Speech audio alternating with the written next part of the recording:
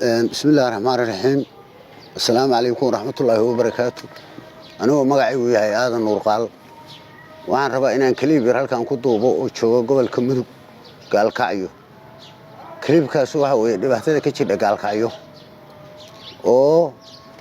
نيكي قبورها قدن شري حسن برف الأورنجري أو عيال كسر صافي وعينا كقرانيان أو وحكة إلنا عن الأرض dhibaatadaas suuqaalka iyo waxay ku haysaa fara kulul waxaan codsanayaa dawladdu inay ka howlgasho gobolka mudug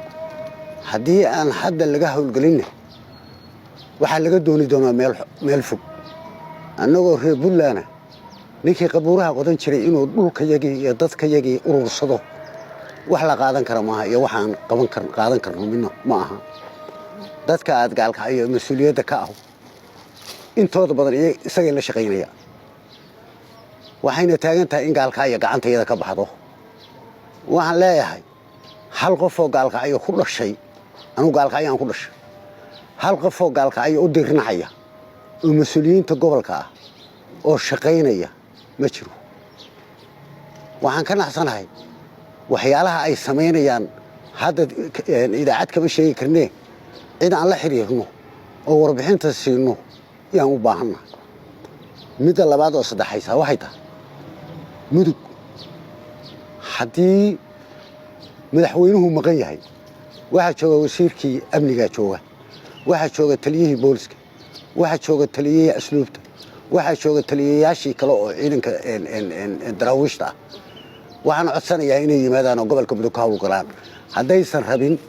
in meel fog laga raadiyo nimanka jooga markaan niraano wax qabo ama wax qabta waxay yiraahdaan adigu raystaa tahay waxaan ma qaban karin aadan u qaalo 9 sano raysta ah anigii bay hadda waxay taagan tahay ba inay yuraarayaan oo been iga sheegaan sharciga ay ku shaqeeyaan waxa weeye kuwa Itoobiya ka yimid hebel baan maanta wax ka sheegnay waa soo wanjalo been baa ka sheegnay kaliya ku shaqeeyaan qaarna waa YouTubero idaacadaha ay ka hadlaan bay yiraahdaan noo shaqeynaya idaacad bay ka hadlaan ma shaqeynayaan waxaan codsanayaa gobolka mudug in loo naxo maanta waxay taagan tahay maalintii madaxweynuhu imaanayay oo al-shabaabka la qabanayay waa ka sii fog tahay maanta waxaan codsanayaa si degdeg ah in looga howlgalo gobolka mudug haddaan laga howlgelin waxa laga dooni doonaa meel aan la gaari karin baa laga dooni doonaa maanta waxa kaliibka u duubaya waxa weeye in dawladdu ogaato xaaladda gobolka mudug wax badan oo hadda aan idaacada ka sheegi karin baa jira iyadana waxaan rabnaa inaan ay nala soo xiriiraan oo aan wixii warbixin siino intay ka tageen magaaladii baadiyaha ay hadda ciidan ka qoranayaan nimanka la yiraahdo xasan baraf iyo ciyaal uu soo dursado buugaag wata waxa meesha joogaana waxay ka qabanayaan lama arko gaalka ay dhexdeeda ay dabrid ka sameeyeen xasan baraf iyo ciidankiisii dabrid bay laga sameeyay oo magaalada lagu barooway qoryo xasan baraf laga keenay baa lagu barooway dadkii mas'uuliyiinta aad uga dhigteen oo meesha joogaana waa fiirsanayeen qaar baana la shaqeynayay waxaan codsanaynaa arrintaa wax laga qabto oo codsiga